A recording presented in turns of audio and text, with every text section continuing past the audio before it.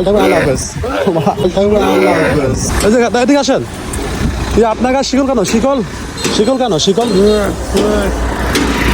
শিকল কেন? শিকল আমি দেখতেছি একটা ভদ্রলোক, উনার পুরা শরীরে শিকল দিয়ে বাঁধা, উনি শিকল গায়ে ব্যান্ডে কিন্তু হাঁটতেছে, তালাও আছে 3-4টা। আপনার নাম কি? আপনার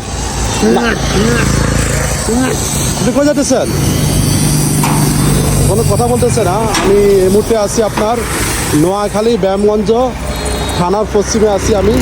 এই রোডটা হচ্ছে আপনার চৌরাস্তা থেকে বাংলা বাজার যাওয়ার যে মেন রোড, সেই রোডের ধারে আমি আছি। আমি দেখতেছি একজন ভাই, উনি একটা গামছা পরে গায়ে শিকল বেঁধে উনি হাঁটতেছে। আমি কথা বলার জন্য চেষ্টা করছি, কিন্তু উনি কোনো কথা বলতেছে না।